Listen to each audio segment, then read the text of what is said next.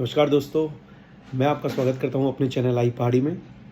तो यार आज मैं जो है आपके साथ कुछ इन्फॉर्मेशन जो है वो शेयर करने वाला हूँ जो कि बहुत ज़्यादा इंटरेस्टिंग है और वो रामायण के ऊपर है।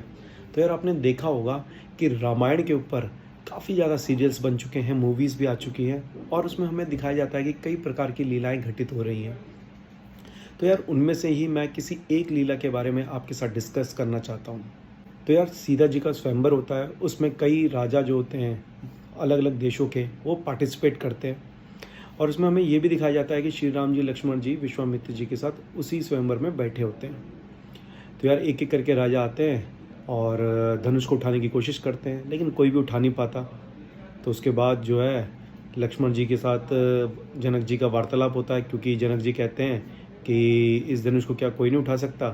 तो लक्ष्मण जी को क्रोध आ जाता है तो वो वार्तालाप करते हैं। फिर उसके बाद दिखाया जाता है हमें कि श्री राम जी जो है वो खड़े होते हैं, विश्वामित्र जी को प्रणाम करते हैं, फिर आगे चलते हैं और शिव धनुष को बीच में से पकड़ के उठा देते हैं और उसमें जब प्रत्यंजा चढ़ाते हैं तो उसको टूट जाता है।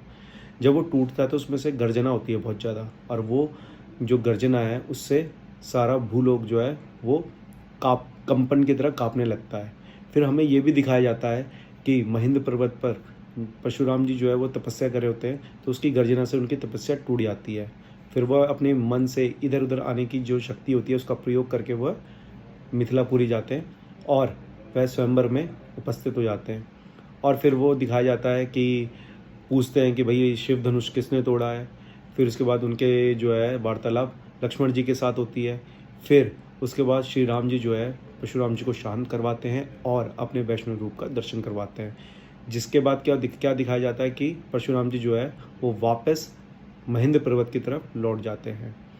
अगर मैं आपसे ये कहूँ दोस्तों कि परशुराम जी कभी स्वयंवर में आए ही नहीं थे, और अगर आपसे मैं ये कहूँ कि सीता जी का स्वयंवर ही नहीं हुआ था, तो आपको कैसा लगेगा? जी हाँ, शॉक हो जाएंगे आप। तो मैं भी हुआ था शॉक जब तक मैंने वाल्मीकि रामायण नहीं पढ़ी थी। अगर आपको इसके बारे में पूरी जानकारी चाहिए तो आपको वाल्मीकि रामायण के बालकांड में इसकी सारी इन्फॉर्मेशन मिल जाएगी। मैं आपको इसके बारे में अपनी लैंग्वेज में कुछ बताना चाहता हूँ जो जो ये घटित हुआ था।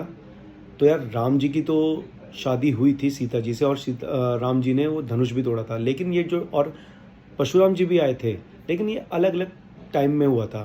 तो वो मैं सारी आपको चीज़ें बताता हूँ। तो यार एक बार क्या होता है कि विश्वामित्र जी जो हैं वो एक यज्ञ कर रहे थे, लेकिन उनका यज्ञ कभी भी संपन्न नहीं हो पाता था क्योंकि कुछ असुर लोग जो है वो बीच में ही विघ्न डाल देते थे। तो विश्वामित्र जी के पास इतनी पावर तो थी, वो बड़े प्यार से उन असुर लोगों को मार सकते थे, लेकिन जिस यज्ञ का वो अनुष्ठान कर रहे थे ना, तो उसमें वो हिंसा अलाउड ही नहीं थी। तो फिर वो क्या करते हैं कि राजा दशरथ के पास जाते हैं, राजा दशरथ से सहायता मांगते हैं कि आप मुझे अपना पुत्र श्री राम जी दे दीजिए, वो मेरे यज्ञ की रक्षा करेगा। तो दशरथ जी जो है वो बड़े भारी दिल से श्री राम जी लक्ष्मण जी को विश्वामित्र जी के साथ सिद्धाश्रम में भेज देते हैं। तब क्या होता है कि यज्ञ स्टार्ट होता है। विश्वामित्र जी जो है वो यज्ञ स्टार्ट करते हैं और ऋषि मुनि जो हैं उनके साथ बैठे होते हैं और श्री राम जी लक्ष्मण जी जो है वो यज्ञ की रक्षा करते हैं, पहरा देते हैं रात भर। तो बीच में देखते हैं वो कि जब यज्ञ स्टार्ट हो चुका होता है तो कुछ टाइम बाद आकाश मार्ग से असुर लोग आते हैं, उसमें विघ्न डालना चालू करते हैं। तो श्री राम जी को गुस्सा आ जाता है, वो एक तीर जो है वो मारीच की छाती पे मारते हैं। मारीच की छाती पे जैसे ही वो तीर लगता है वो 100 योजन दूर जाके गिरता है और बेहोश हो जाता है। फिर उसके बाद सुबाहु को मार देते हैं। उसके बाद सारे के सारे जो असुर लोग होते हैं उनको मार देते हैं। फिर जब यज्ञ पूर्ण हो जाता है तो विश्वामित्र जी और जो अन्य ऋषिगण होते हैं वो श्री राम भगवान की और लक्ष्मण जी की प्रशंसा करते हैं, तारीफ़ करते हैं कि यार तुमने तो मार दिया, ये हमारा संपन्न भी हो गया यज्ञ। फिर उसके बाद अगला दिन जब स्टार्ट होता है तो श्री राम जी लक्ष्मण जी जो है वो विश्वामित्र जी के पास जाते हैं और कहते हैं कि हमारे लिए क्या आज्ञा है। तब विश्वामित्र जी कहते हैं कि हे श्री राम, हमें जो है वो मिथिलापुरी चलना चाहिए, वहाँ पे राजा जनक जो है वो एक धर्म यज्ञ कर रहे हैं, हमें वो देखना चाहिए। और उधर एक अद्भुत धनुष भी है जिसके बारे में कहा जाता है कि मनुष्य तो क्या, देवता, गंधर्व, असुर, राक्षसगण जो है उस धनुष को उठा नहीं सकते, ना ही उस पर प्रत्यंचा चढ़ा सकते हैं। तो चलना चाहिए, हमें देखना चाहिए। तो विश्वामित्र जी के साथ राम और लक्ष्मण और अन्य ऋषिगण जो है वो मिथिलापुरी पधारते हैं। जब वो मिथिलापुरी पहुंचते हैं तो राजा जनक जो है उनका स्वागत करते हैं और पूछते हैं विश्वामित्र जी से कि ये दोनों बालक कौन है जो महातेजस्वी दिखाई दे रहे हैं। तब विश्वामित्र जी कहते हैं ये रघुकुल नंदन दशरथ पुत्र श्री राम और लक्ष्मण है। ये इधर इसलिए आए हैं कि वो धनुष को देख सकें, और जब ये धनुष देख लेंगे तो ये अपनी राजधानी की तरफ चले जाएंगे। तो जनक जी कहते हैं कि ठीक है। वो मंत्री को बुलाते हैं और बोलते हैं कि वो धनुष ले आओ। तो वो विश्वामित्र जी श्री राम जी और लक्ष्मण जी से कहते हैं कि जब तक ये धनुष आता है मैं आपको इसके बारे में बताता हूँ। तो बोलते हैं कि ये एक शिव धनुष है जो कि मुझे मेरे पूर्वज देवराज से मिला था और उनको देवताओं से। तो वो बताते हैं कि वो एक दिन यज्ञ का अनुष्ठान कर रहे थे और हल से खेत जोत रहे थे। खेत जोते जोते एक कन्या जो होती है वो भूमि के नीचे से प्रकट होती है। तो वो उसको अपनी पुत्री बना लेते हैं और उसका नाम सीता रखते हैं। और वह निश्चय ये भी करते हैं कि जो कोई भी व्यक्ति मेरे शिव धनुष को उठाकर उसमें प्रत्यंचा चढ़ाएगा उससे मैं अपनी पुत्री सीता का विवाह करूंगा। और वो ये भी बताते हैं कि जब उनकी पुत्री बड़ी हो गई तो कई देशों के राजा आते हैं और उनसे उनकी पुत्री का हाथ मांगते हैं, लेकिन वह अपनी शर्त बता देते हैं कि जो कोई भी व्यक्ति इस धनुष को उठाएगा, इसमें प्रत्यंचा चढ़ाएगा, उससे मैं अपनी पुत्री सीता का विवाह करूंगा। तब बहुत सारे देश के राजा जो हैं वो उस धनुष को उठाने की कोशिश करते हैं, लेकिन कोई उठा ही नहीं पाता। तब वो जो राजा होते हैं, लोग होते हैं, वो सोचते हैं कि यार इन्होंने तो हमारा अपमान कर दिया। तो फिर उस अपमान का बदला लेने के लिए वो मिथिलापुरी को चारों तरफ से घेर लेते हैं और 1 साल तक घेरा जो है वो बनाए रखते हैं।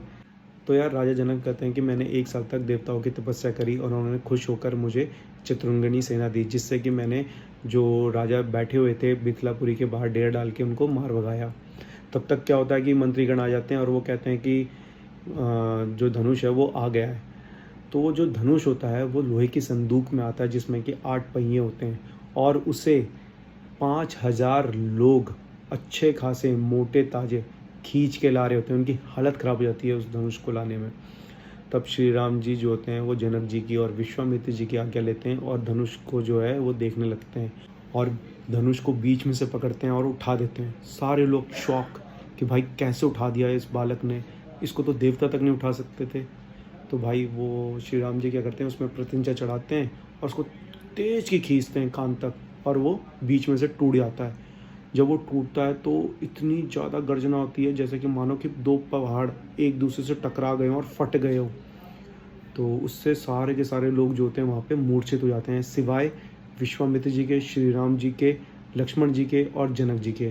कुछ टाइम बाद जब उन सब लोगों को होश आता है तो वो प्रशंसा करते हैं भाई साहब कि कोई भी इसे उठा नहीं सकता था, इन्होंने उठा दिया। उसके बाद जनक जी बहुत ज़्यादा खुश हो जाते हैं और वो कहते हैं विश्वामित्र जी से कि मैं अपनी पुत्री सीता का विवाह श्री राम जी से करना चाहता हूँ। उसके बाद वो विश्वामित्र जी की आज्ञा से अयोध्यापुरी में एक अपना दूत भेजते हैं और कहते हैं राजा दशरथ से कि मैं अपनी पुत्री का विवाह आपके पुत्र श्री राम जी से करना चाहता हूँ, आप अपने बंधु बांधवों सहित मेरे मिथिलापुरी पे पधारिए। तो राजा दशरथ जो होते हैं भगवान वशिष्ठ जी और अपने बंधु बंधुओं सहित और दोनों पुत्र शत्रुघ्न और भरत सहित वो मिथिलापुरी पधारते हैं। जब राजा जनक जी से उनकी भेंट होती है मिथिलापुरी में तो राजा जनक जो है उनका अतिथि सत्कार करते हैं और कहते हैं कि मैं अपनी पुत्री सीता का विवाह आपके पुत्र श्री राम जी से करना चाहता हूँ और अपनी पुत्री उर्मिला का विवाह आपके पुत्र श्री लक्ष्मण जी से करना चाहता हूँ। तो वो बोलते हैं ठीक है।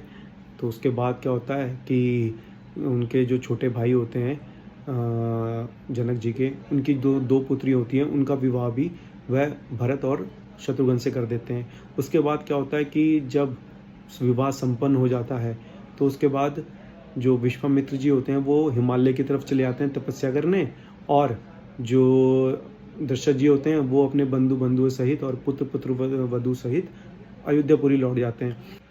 जब दशरथ जी अयोध्या लौट रहे होते हैं तो बीच रास्ते में क्या होता है कि आंधी आती है, तूफान आता है। तो वो सोचते हैं कि यार ये क्यों हो रहा है, कहीं कुछ गलत तो नहीं होगा, कहीं अशुभ तो नहीं होने वाला कुछ। तब वशिष्ठ जी कहते हैं कि सब कुछ सही होगा, तुम बी पॉजिटिव रहो। तब देखते हैं वो आगे कि वहाँ से परशुराम जी आ रहे होते हैं सामने से। तब परशुराम जी को देख के दशरथ जी बहुत घबरा जाते हैं। तो परशुराम जी जो है वो सीधा आते हैं और श्री राम जी से कहते हैं कि तुमने शिव धनुष को तोड़ा है, मैं तुमसे द्वंद्व करूंगा, लेकिन तुम जो है ये मेरा वैष्णो धनुष लो और इसमें बाण का संधान करो। तब श्री राम जी देखते हैं और वो क्या करते हैं कि उनसे वैष्णो धनुष ले लेते हैं और उसमें बाण का संधान कर लेते हैं। जैसे ही वो बाण का संधान करते हैं तो परशुराम का जो तेज होता है वो सारा का सारा भगवान श्री राम के अंदर आने लगता है। तब उन्हें भगवान श्री राम के अंदर श्री हरि विष्णु के दर्शन होते हैं। फिर क्या होता है उसके बाद कि श्री राम जी कहते हैं परशुराम जी से कि बताओ मैं इससे क्या नष्ट करूं। एक तो तुम ब्राह्मण हो और ऊपर से विश्वामित्र जी के संबंधी हो, तो मैं तुम्हें तो मार नहीं सकता, लेकिन तुम्हारे मन से इधर उधर आने जाने की जो शक्ति है उसे नष्ट कर सकता हूँ। और तुम्हारे जो तपोबल से तुमने पुण्य लोग अर्जित किए हैं मैं उसे नष्ट कर सकता हूँ। तो बताओ मैं किसे नष्ट करूँ। तब परशुराम जी कहते हैं कि आप मेरे मन से जो इधर उधर आने की जो शक्ति है उसे नष्ट मत करो, क्योंकि इसकी ज़रूरत मुझे रात्रि को पड़ती है महेंद्र पर्वत पर जाने पे, क्योंकि मैंने ये पृथ्वी अपने गुरु कश्यप को दान में दे दी थी। तो उन्होंने मुझसे कहा था कि आप रात्रि को इधर विश्राम नहीं कर सकते, तो मुझे रात्रि को महेंद्र पर्वत पर जाने की आवश्यकता पड़ती है इसी शक्ति की। तो लेकिन आप मेरे जो तपोबल से मैंने पुण्य लोग अर्जित करे हैं उसका नाश कर दो, क्योंकि उससे मेरा घमंड भी नाश हो जाएगा। तो वो ऐसा ही करते हैं और उनके पुण्य लोगों का नाश कर देते हैं जो भी उन्होंने अर्जित किए होते हैं अपने तपोबल से। उसके बाद जो परशुराम जी हैं वो जैसे आए थे वैसे ही महेंद्र पर्वत की तरफ लौट जाते हैं और दशरथ जी अपने बंधु बांधवों सहित और पुत्र वधु सहित अयोध्यापुरी लौट जाते हैं।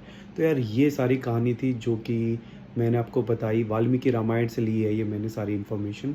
अगर आपको ये वीडियो अच्छी लगी तो प्लीज़ लाइक कीजिए, शेयर कीजिए और मेरा चैनल सब्सक्राइब कीजिए। आगे मैं आपको ये ऐसी इन्फॉर्मेशन देता रहूँगा। तब तक के लिए जय श्री राम।